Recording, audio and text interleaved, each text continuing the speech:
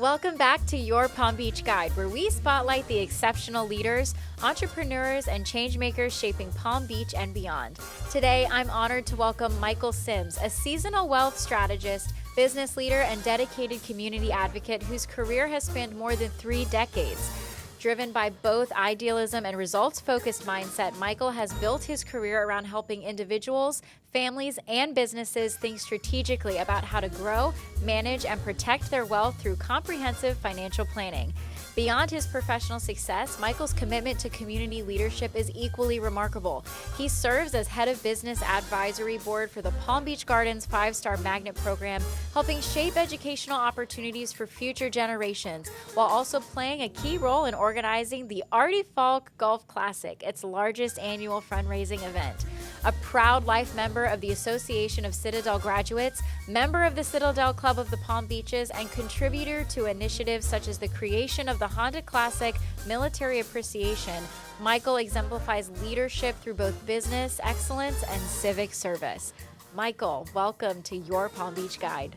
Hello, Michael. Welcome to Your Palm Beach Guide. Hey, Kiana. It's great to be here. Listen, I'm so pumped to have you on because it's been a long time coming. You've been a chamber member for a while, and we know each other through the Quantum House and all those other things, so I'm glad to finally have you on. Yeah, we spent the day serving lunch there. Oh, you did? Long ago. Yeah. Oh, amazing. Took the whole team down. It's so good. It's so good Loved to be it. there. Yeah. Well, let's jump right in before we get into the really deep questions. I'm kidding. There's no Sure. deep questions.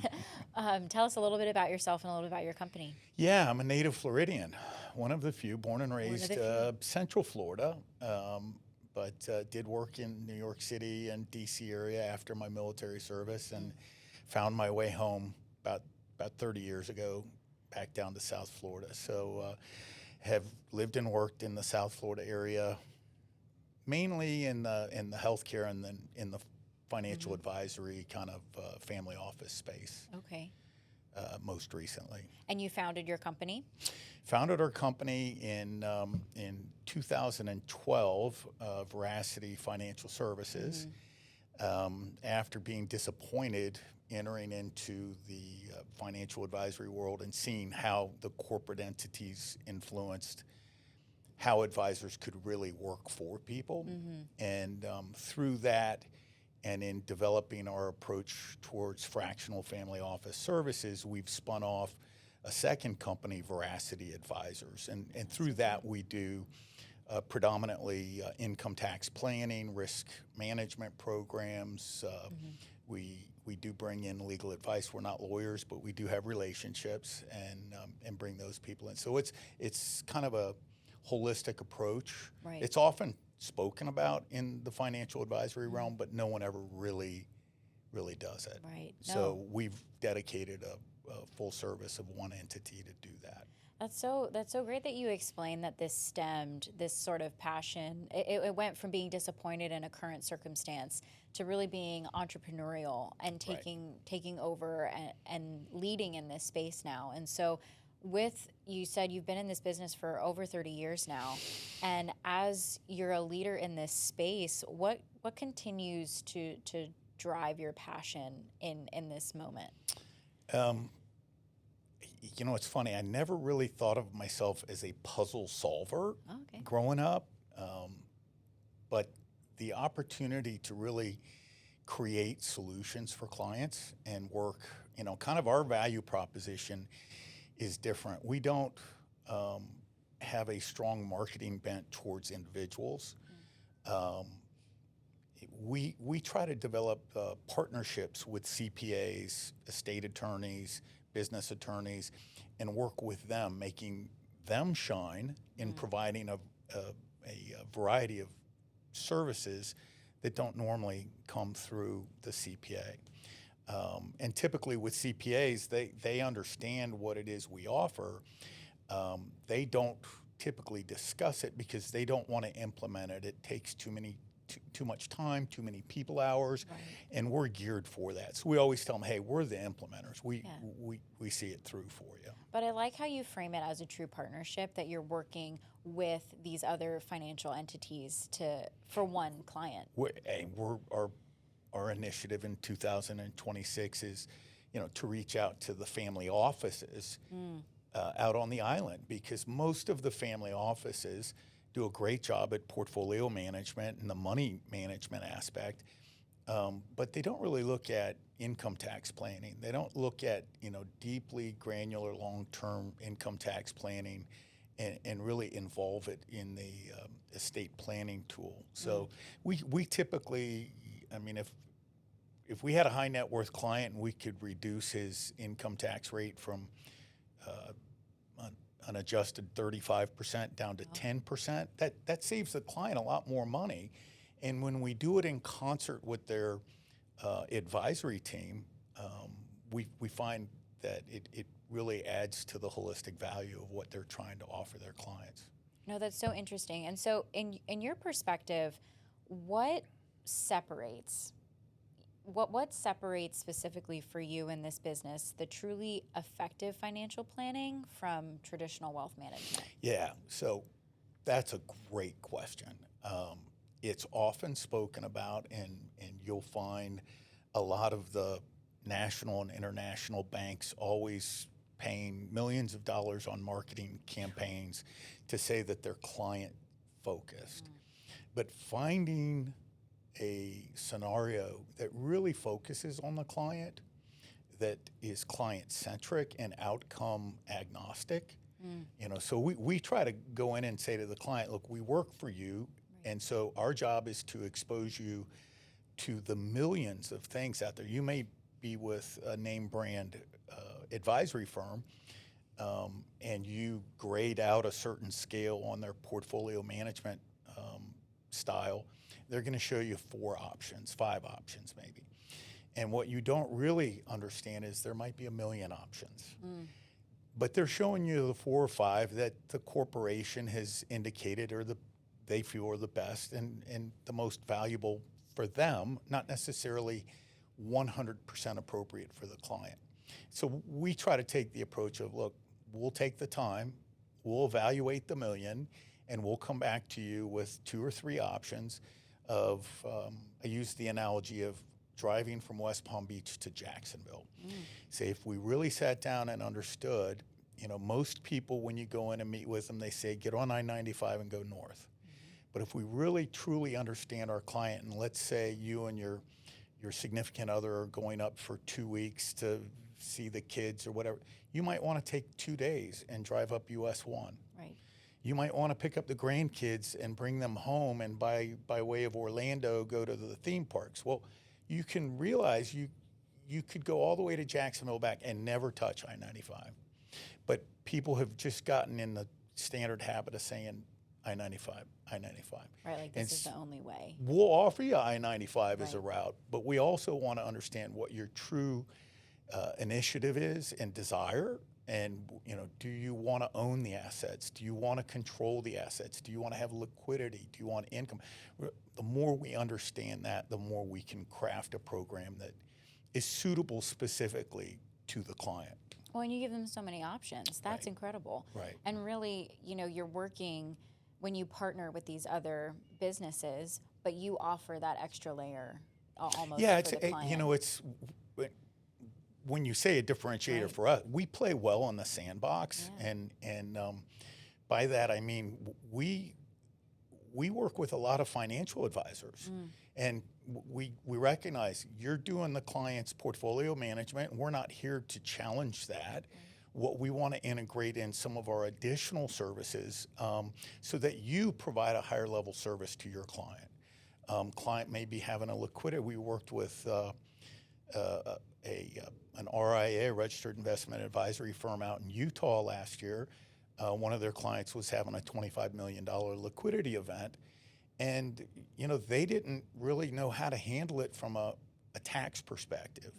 So we were able to come in and present multiple strategies. The client fell in love with one strategy and reduced his long-term capital gain rate from, it's 23.8 plus 6% Utah state tax, so roughly 30% down to 10.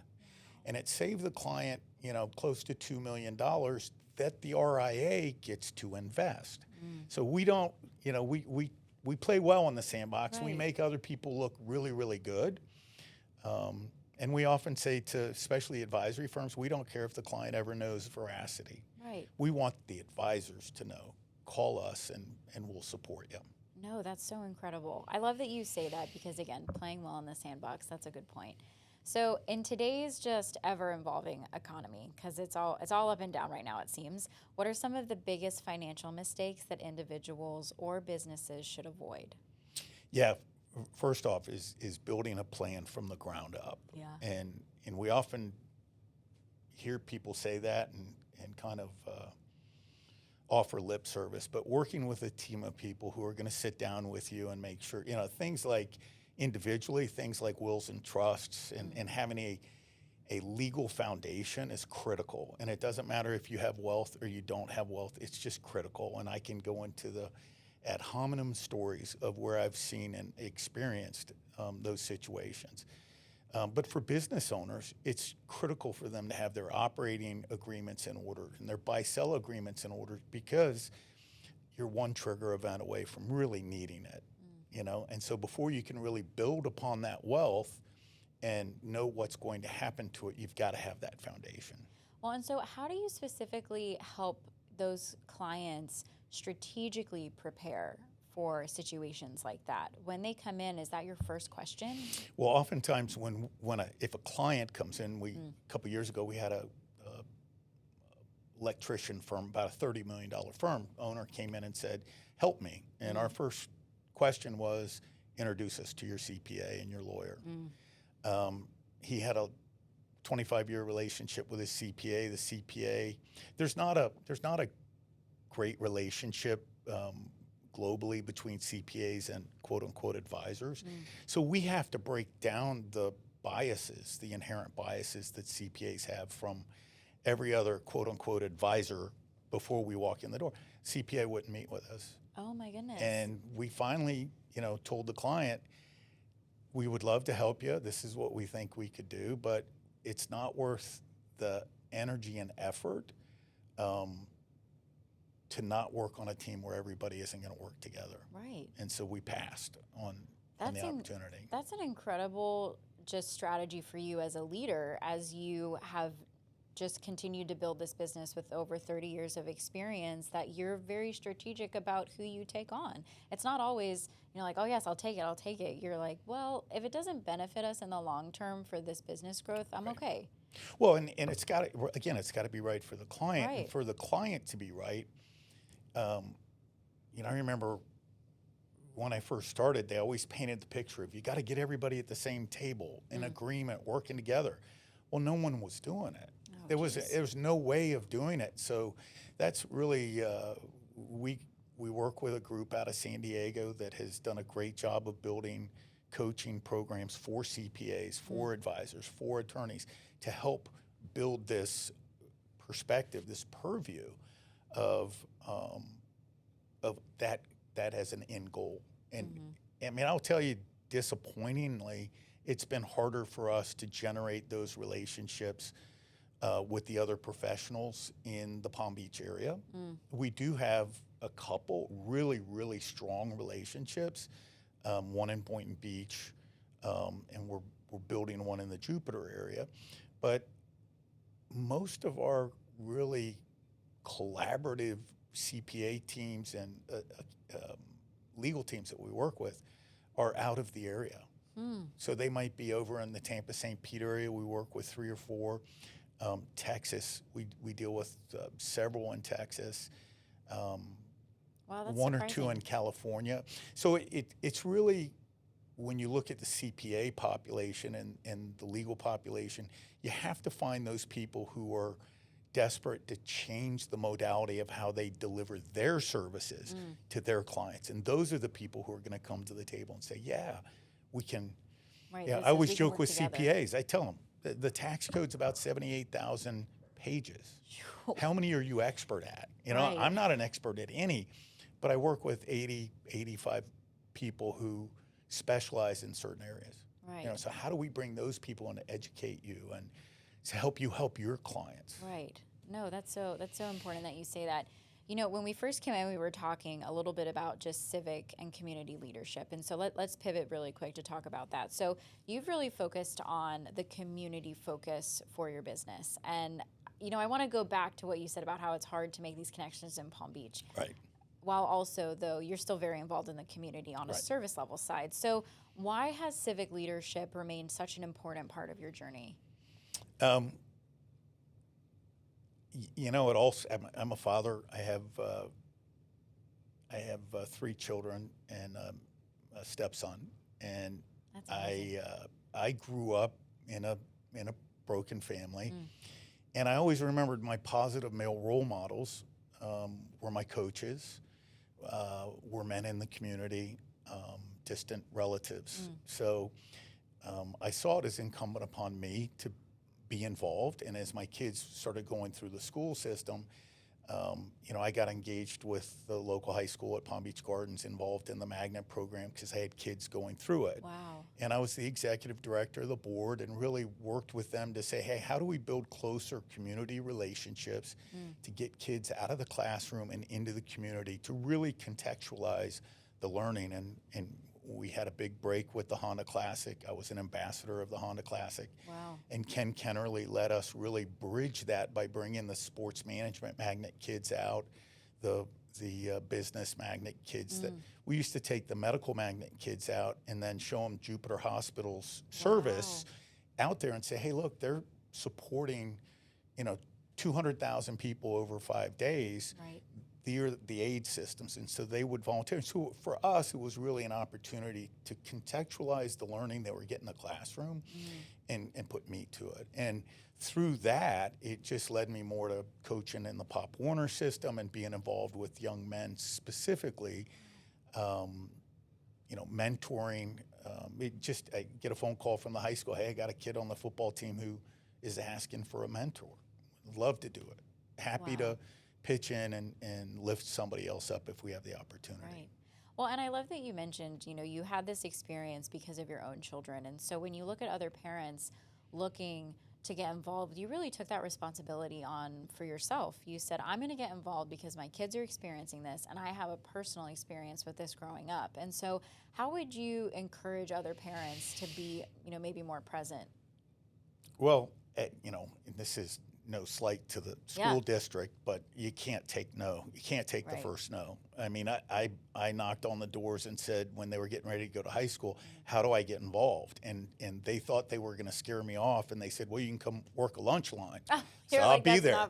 I'll be there. You did. And I would show up and stand in the lunch line and talk to the kids, and of course, it mortified my daughters that I was working in the lunch line. But that just developed the relationship and the trust, really, because you know, traveling through life, it's about trusting relationships that you develop. And you develop the trust with the right people in the school system, and then they say, hey, look, we need some help here. We need some help there. And that gives you the opportunity. No, that's so good. So tell me a little bit about the Arti Faulk, Golf Classic. Yeah, so when I first was executive director of the board, the magnet program, the 5-star magnet program at Gardens High, was started off of a federal grant. Oh, really? And the grant had expired. And so each of the magnets there were 5 of them, and they were kind of off on their own, trying to keep their head above water. And the sports management magnet, one of the projects for the juniors was to run a golf tournament. And, you know, I said, hey, show me the financials on it. And being involved with the Honda Classic, obviously I could see on scale what something like that could do. And they might make $4,000 or $5,000 a year in that. And I said, look, we need to make this golf tournament the linchpin for the donations for all of the magnet programs. So how do we take this now as the event, still let the juniors do the work behind it, but also involve the culinary program, the medical program, and really elevate it to a different level. And that might be going in and teaching the young men and women how to go out and sell sponsorships, not to just go say, hey, do you want to make a donation, but say, hey, look, talk to the community about the programs. Give them a reason to want to partner and get involved. And Arti Faulk was the creator of, I mean, he started the magnet programs. He was an institution in the Palm Beach County School District. He was probably 40 years. Everybody knew him, and he was still with us at the time. And I always used to joke with him. I'd say, Artie, one day, we need to name this the Arti Faulk Classic, but one day you're not going to be here, and it's going to be the Arti Faulk Memorial Golf. And Right. that's what it's become. Wow. And really the vision of the time was to create a party around it and say, hey, let's party at the Arti, Yeah. and bring people out and raise money for the school. And because it's a rough school. It's from the outside, a lot of people will look at it and say, oh, just crazy high school kids. But those my daughter went through the video magnet, and when she went to the University of Alabama and went into the School of Communications, called me up and said, Dad, I got the syllabus for my courses, and I've done all of this before. And Dad, I went into the video production facility, and all of the equipment at Alabama is the same equipment I had. Dad, she graduated in 3 years. Wow. And so I would go Wow. back and tell, the people on the program, like, you saved me a year of out-of-state tuition. Right. Thank you. Exactly. So there are some great programs there.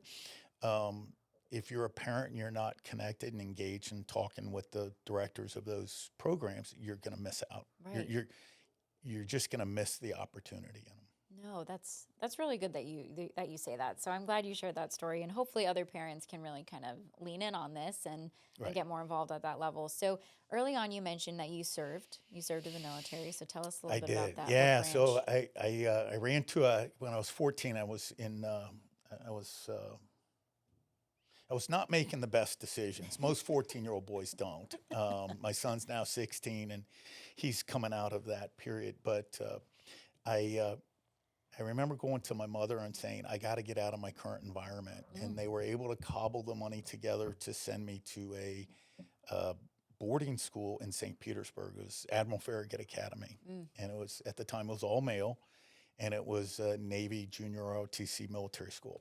And what I recognized was in that environment, I had the boundaries and I had the constraints and I had, the schedule that I needed to start flourishing. And from there, I was recruited to play baseball at the Citadel in Charleston, South Carolina.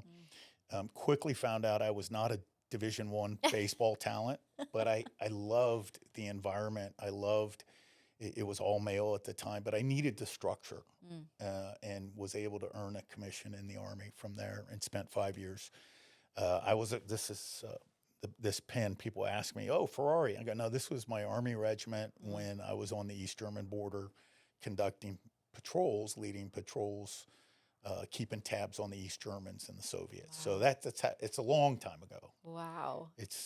My thank son you for got your to be in service. the Cold War era in his honors history class, and I'm like, son, You're like, come on now. come on. Well, thank you for your service. That's Thank you.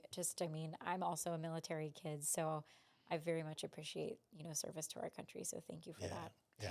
I want to know how, when you were experiencing just the structure and the military side of things, how had that experience shaped your leadership style now? And do you see yourself as, a different leader because of your service? Well, I think leadership style it could be debated amongst the people on the team, but I learned early on the concept of servant leadership. I got to work for people when I was in Europe. I was in Korea for a year, and then I was in Europe for 4 years. And of the group of people that I served with, who at the time were junior officers or mid-level officers, 3 of them became 4-star generals. And we were probably 2 steps down from Colin Powell, so we had run-ins with Colin Powell and some people that would go on to really lead the formation of the military. Was learning from them the concept of servant leadership, taking care of your soldiers, making sure they came first, always eating last. I mean, I think there's a book out there about officers always eat last. But I mean, it's you take care of your soldiers, and then at the most unexpected time, they would step up and support what you were doing, and you could see that on a day-to-day basis. And so I try to not make decisions without considering everybody on the team. How is it going to impact them? Let's not make commitments that are going to take someone away from their family. How do we do what we need to do, but don't forget everybody who's on the team? So would you attribute, kind of the most valuable, the most valuable lesson almost is that servant leadership role? Servant leadership. Yeah, that would be it. Yeah, and as I've developed in my faith and actually grown and waned, it talks a lot about servant leadership and understanding just the power of that. Yeah. No, I love that. I love that you say that. People should be more, attuned to that level and that style. Not even style, but just as who you are as a person, I think is how it is. So let's pivot back to Palm Beach really quick and just the Palm Beach market as we finish up soon. But how, what excites you the most about just the level of wealth that is coming to Palm Beach and Palm Beach County? What excites me? I'm so excited to be gridlocked with so many more cars with different colored license plates. I always tell people we have a changing of the colors for the seasons in Florida. It's the license plates. We do. In the summertime, they're all white with Florida logos. Right. But no, I think it's a phenomenal opportunity. I think, especially at Palm Beach with the private equity and the venture capital component, it's, compared to the Wall Street money firms moving to Dade County, we're getting the exciting, creative, forward-thinking, really dynamic of the finance people, where let all the transactional people go to Miami. The people that are coming to our area are going to be those people who really see the vision and build opportunity through the finance channel.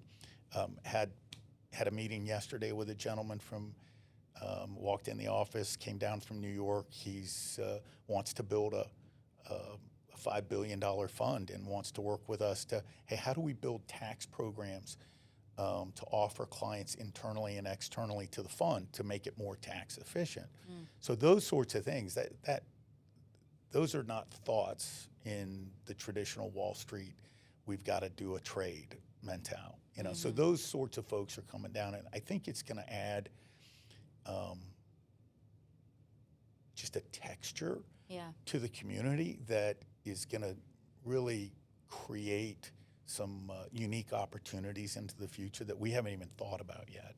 Well, and touch on the CPA and the partnership side, that if you were in a room of all CPAs and this is your client, this is who you need to partner with, what would you say to them? To CPA? Yeah, and just to maybe be more open to the partnerships, because when you mentioned it's hard to make those connections in Palm Beach, I'm not in the financial space at all. Like, I know a lot of financial people, but it's not like my bread and butter. So it really surprised me when you said that about how it's hard to make connections at that level. And I'm sitting here thinking, why? Why? When I first started the program that we've evolved in, I remember going to a friend who was a CPA and had a very productive, successful service. And I went to him with this program and I said, look, how do we get together and partner in this? Because I would love to work with you. And he looked at me and he said, Mike, look, I know what this is. You just want to sell my clients big insurance policies and be gone. And I'm saying, no, but that was the bias, right? That's the bias. Now, if you put a bunch of financial advisors in the room and you said, hey, what does everybody think is CPA? We do this exercise. We have an annual gathering in San Diego, and people bring their CPA partners, and the head of the group stands up and they put the CPAs on one side of the room and the advisors on the other. And they say to the CPAs, when you look across the room, what do you see? And they will literally say, people who just want to sell crap to our clients. And then they'll say to the advisors, what do you see when you look at it? People who just want to say no, who are afraid of their own shadows, who are historians. Wow. They don't want to be innovative. I say, okay, now we have a good starting point. Let's sit back down and let's start working together from there. And so if I were in a room of CPAs, the first thing I do is call that bias out and acknowledge it. See, it doesn't have to be that way. Are you seeing a shift because of the generational change that's happening right now? Is it a little bit more positive to innovation, or do you think that the old biases are kind of flooding the younger market right now because the young people? First off, the CPA industry as a whole is needs people. They're desperate, and I try to tell my kids, go get a CPA and be innovative and creative, and the world's going to be yours. Yeah, I mean it's just going to be crazy yours. The opportunity, if you know the numbers, your opportunity is huge. What we saw 12, 14 years ago when we first started implementing this program, 1% to 2% overall CPAs even had a concept that they wanted to do something different. Wow. But if you've looked at all of their professional periodicals and groups, they've all been pushing them. You've got to be more advisory focused. You have to be, the CPA's job is to basically record what you did last year and represent it to the IRS. But their big push, industry-wise, certainly the last 5 years, heavy, and you've got to be more proactive. You've got to do strategic planning. And most of them don't have that discipline. They don't understand it. It scares them, and it's appropriate. And then if you look at the advisory realm, like financial advisors, that's what they teach financial advisors is the future. So you can really create a great relationship, understanding that both people are bringing different perspectives, because you need both to really build that holistic solution. You're really, it sounds to me like you're really changing like the philosophy style of it, We said, why wouldn't anybody who's got wealth demand this? Now, John D. Rockefeller started the family office concept, right? Because he had so much wealth and he was running Standard Oil and he didn't have time to manage it all. So he created a family office and he hired, a bunch of people to do all of that together collectively for him. That was the start. Oprah Winfrey spends $10 million a year on her family office, right? So people who have substantial wealth are willing to pay that amount to create one. Our sweet spot when we're working with people is under $100 million. They want the value of the collaborative planning, thinking, strategies, but they don't necessarily have the money to hire 4 or 5 people, 10 people to sit in an office and do it full time. No, that's so important. So I wish I had more time with you, because I'm going to have you back on because I want to dig deep on this stuff, but we'll just in reference of time because we have to keep moving. But really quick, on a personal side, after decades of leadership, what continues to motivate you? Because at some point you have to keep reinventing, and maybe not reinventing is the right word, but just continuing to inspire yourself. That's a great question. Somebody's feeding you great questions. I wish, right? Yeah. No, I think every day for us as a team, and our team is very good at it, is every day is a learning opportunity. And I always kid, I'm 35. I claim to be 35. I've had 28 anniversaries of my 35th birthday. But every day when I go in and I click the computers on, I'm learning something. I'm trying to pick up new concepts, ideas, and strategies, and how does this solve? And when we represent a client, again, when a client comes in and says, like the gentleman yesterday came in and said, I'm building this fund, I need help with this, that's a whole new scope of knowledge I get to access. And for us, really the key to that is having 85 people in various areas of tax and legal, and that we can call on and get phone calls with, Zoom calls with, and really dive deep. That's invigorating. You're learning. I wish I had this level of desire for learning when I was in school. Don't we all? But I didn't, right. And I look back on it now and I go like, I feel like I found my niche, because I could do this every day, the rest of my life, and be excited to get up and keep driving and pushing, because we mitigated over $60 million in income tax for clients. Our objective by 2030 is to make that $300 million. So there's a lot of opportunity legally, defendably, great programs, and there's just so much opportunity to do that. That's exciting. That's exciting. Well, Michael, I have some rapid fire questions for you as we wrap up. They're not complicated. Okay. Okay, they're just a lot of fun. I always do this at the end of my episodes. So, what is your go-to morning order, either coffee or tea? Latte. Latte. Straight up latte. Straight up latte. Yeah. Okay, good.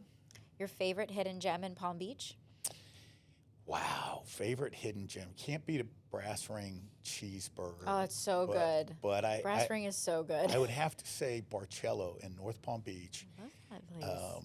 Yeah. That's so good. Yeah. One book that changed your life? The Bible. Ah, you're the second person that said that today. That makes me so happy. Oh, good. Okay. And what is one piece of advice that you would give your younger self as you navigate life in the workplace? Yeah, we talked about, we were talking about this just the other day, is don't sweat the small stuff.